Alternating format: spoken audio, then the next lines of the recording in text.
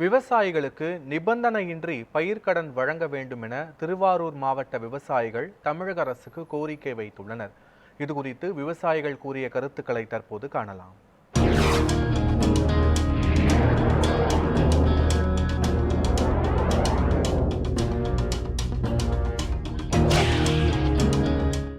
இந்த ஆண்டு பார்த்தீங்கன்னா ஜூன் 12 குறிப்பிட்ட டயத்தில் தண்ணீர் திறந்து முதலமைச்சர் தண்ணீரை திறந்து வச்சுருக்காங்க. நாங்கள்லாம் நம்பிக்கையோட குறுவை விவசாயத்தை ஆரம்பிச்சிருக்கோம். இப்போ எல்லா ஆண்டை விட இந்த ஆண்டு அதிக அளவில் திருவாரூர் மாவட்டத்தில் குறுவை சாகுபடி செய்கிறதுக்காக நாங்கள்லாம் இப்போ வயல்லாம் தயார் பண்ணி வச்சுருக்கோம். இப்போ எல்லாம் நேரடி விதைப்பு சில இடங்களில் போரில் சேரடித்து தெளிச்சிருக்காங்க, சில முளைச்சிருக்கு, சில இடங்களில் இப்போ இந்த வயல்லாம் நேரடி விதைப்பு தெளிச்சிக்கிட்டு இருக்கோம். இது ஒரு 2 நாள் 3 நாளில் மழை வந்தால் பார்ப்போம், இல்லைனா மேட்டூர் தண்ணியை அந்த தண்ணி வாய்க்காலில் தான் அந்த தண்ணி வைக்கணும். அதனால் தண்ணி என்ன பண்ணணும், எங்கெங்கே குறுவைக்கு தண்ணி தேவைப்படுதோ அந்த இடங்கள் நிறைய இடங்களில் பருத்தி இருக்குது, அந்த இடத்தெல்லாம் தேவைப்படாது. இந்த மாதிரி குறுவை இடங்கள் இருக்கிற இடங்களை கண்டறிஞ்சு அங்கே மட்டும் உடனடியாக தண்ணி தரத்துக்கு ஏற்பாடு பண்ணணும். ஜூன் 12 தண்ணி திறக்கணும்னு சொன்னாங்க.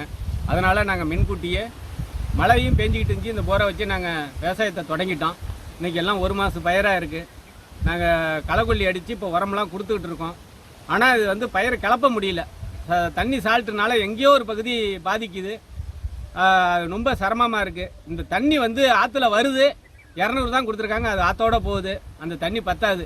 அதனால இது கடமடை போகிற வரலையும் எங்களால் தாக்கு பிடிக்க முடியாது. அந்த மாரி ஒரு பிரச்சனை இருக்குது. இது உடனடியாக எங்களுக்கு தண்ணி கொடுத்தாங்கன்னா நல்ல விதமாக நாங்கள் பண்ணுறதுக்கு இருக்கோம்.